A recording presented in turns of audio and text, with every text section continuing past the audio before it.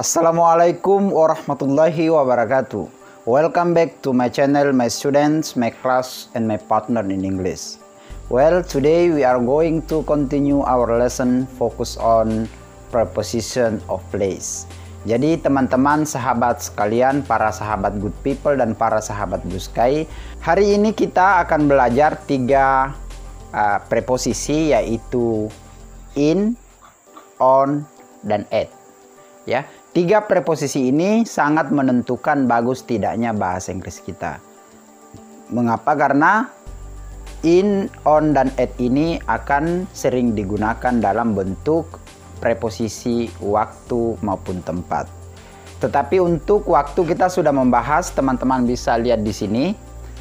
Kemarin kita sudah bahas tuntas bagaimana penggunaan preposisi in, on, dan at mengenai waktu. Sekarang mengenai tempat. Karena ketiga preposisi ini singkat tetapi sangat berkaitan erat dengan tempat dan sangat sering digunakan dalam menggunakan kalimat yang berkenaan dengan tempat. Well, kita langsung saja. But before that, don't forget it to like, comment, and subscribe my channel. Thank you. Well, lanjut. In, on, dan at itu mempunyai fungsi yang beda. Fungsi yang beda itu yang mana? Di mana in jangkauannya itu lebih luas, ya.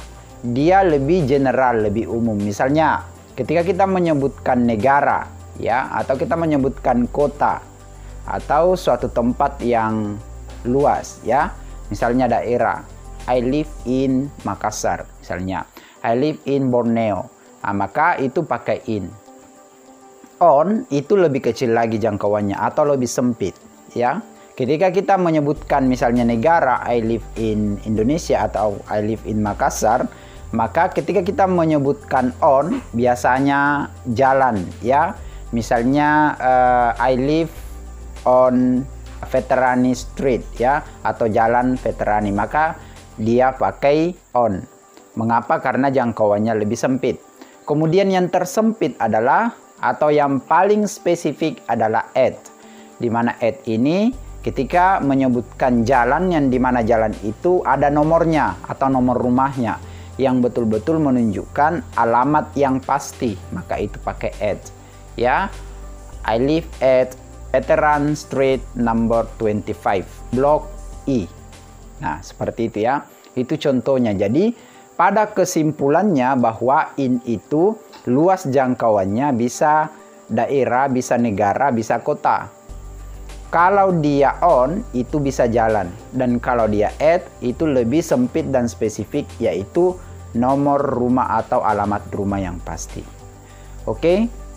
Kemudian secara arti tadi, ya, in itu artinya di dalam, on itu artinya di atas, dan at itu di, ya, dia general aja, ya, ketika diartikan satu persatu.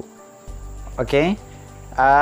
Makanya ketika kita menyebutkan sesuatu tempat yang spesifik, misalnya di rumah, maka kita mengatakan at home, ya, atau di sekolah at school, ya.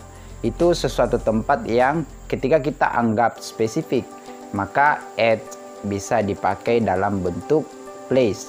Namun untuk membahas preposisi in, on, at, above, under, beside, dan lain sebagainya, maka kita akan bahas di pembahasan selanjutnya. Apa yang kita bahas hari ini bisa bermanfaat untuk kita, bangsa dan negara kita.